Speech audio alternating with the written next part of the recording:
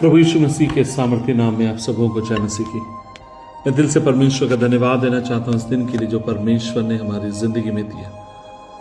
आज के मनन का भाग हमने लिया है जो आपको मुझे मिलता है पहला पतरस अध्याय 1 उसकी 12 से लेकर 14 लिखा है, हे प्रियो, जो दुख रूपी अग्नि तुम्हारे परखने के लिए तुम में भड़क रही है, उससे समझकर अचंभा ना करो कि कोई अनोखी बात तुम पर बीत रही हो, परंतु जैसे जैसे मसीह के दुखों में सहभागी होते हो वैसे वैसे आनंदित होते रहो, जिससे उसकी महिमा के प्रकट होने के समय तुम मग्न होकर आनंदित हो सको। यदि मसीह के नाम के लिए तुम्हारी निंदा की जाती है तो धन्य हो, क्योंकि मसीह का आत्मा और परमेश्वर का आत्मा तुम पर छाया करता है। एक बात मैं आपसे कहना चाहता हूं, जिस समय एक विश्वासी मुश्किलों का सामना करता है उस समय वह परमेश्वर के अनुग्रह का स्वाद चखता है। और ये आसान नहीं है जब हम मुश्किलों की बात करते हैं, क्योंकि मुश्किल हमेशा हमें तोड़ने की कोशिश करते हैं, हमेशा हमें सीमित करने की कोशिश करते हैं। लेकिन प्रभु यीशु मसीह कहते हैं कि जब तुम मुश्किलों से होकर जाओ और दुखों से होकर जाओ तो इस बात को धन्य कहना, क्योंकि प्रभु परमेश्वर तुम्हें परखने के लिए कई बार इन पीड़ाओं से तुम्हें लेकर जाता है। आज मैं आपसे कहना चाहता हूं, यदि आप एक संघर्ष होकर जा रहे हैं, आप एक ऐसे संघर्ष होकर जा रहे हैं जहां पर आपको लग रहा है कि आपके सहने से बाहर है, चीजें बद से बदतर होते जा रही हैं, मैं आपसे कहना चाहता हूं परमेश्वर विश्वास योग्य है, वो आपको बल देगा, ताकत देगा। जब दुख हमारी जिंदगी में आते हैं वो दो काम करते हैं। पहली बात, वो हमारे विश्वास को प्रमाणित करते हैं। हम परीक्षाओं के माध्यम से अपने परमेश्वर के और अधिक हम निकट आते हैं।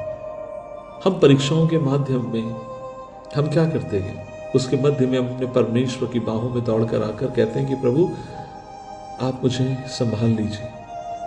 मैं आपसे पूछना चाहता हूं, आप अपनी सबसे उत्तम प्रार्थनाओं को याद करिए। आपने अपनी उत्तम प्रार्थनाएं कब की? जब आप दुखी थे, जब आप सुखी थे? और आप कहेंगे, मैं आपको कहूंगा, जब आप दुखी थे, जब आपको लगा कि कोई रास्ता नहीं है, कहीं से बचने के लिए कोई मार्ग नहीं है, और तब ऐसे समय आप परमेश्वर के पास आकर पुकार कर कहने लगे, प्रभु आप ही मुझे बचा सकते हैं।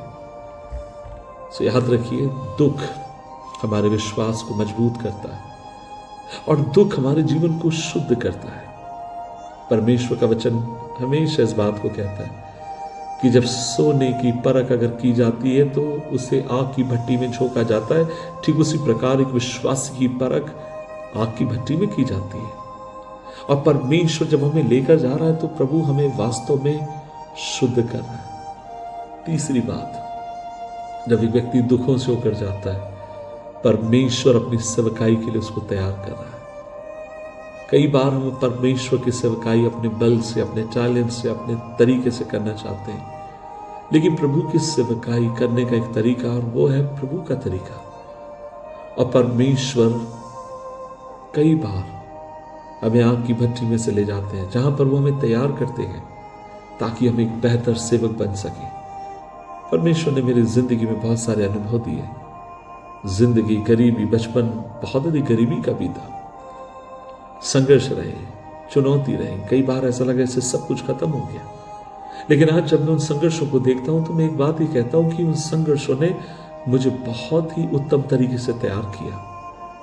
उस संघर्षों ने मुझे अनुग्रह दिया कि मैं दीन होने पाया, नम्र होने पाया, परमेश्वर के सानिध्य में आने वाला हो पाया। और आज मैं आपसे कहना चाहता हूं, अगर आप वास्तविक आशीष परमेश्वर से पाना चाहते हैं तो प्रभु का वचन कहता है इसके 12 पद में, जैसे हमने पढ़ा पहला पतरस 4:12 में, हमें दुख रूपी अग्नि जो हमारे परखने के लिए उससे होकर जाना पड़ेगा। और आज मैं आपसे कहता हूं कि क्यों ना मिलकर प्रभु से हम कृपा मांगे कि प्रभु जब आप हमें इस अग्नि से ले जाएं, हमारी आंखें आपसे हटने ना पाए, हमारी दृष्टि आपसे ओझल ना हो, आप पर भरोसा रखकर हम आगे की तरफ बढ़े, आपकी कृपा मांगते हैं। आइए प्रार्थना करें। प्रभु जी धन्यवाद इस दिन के लिए, आप पर भरोसा रखने के लिए मदद करें, आपके लिए जीने के लिए कृपा दें। यीशु मसीह के नाम से मांगते हैं, आमीन आमीन।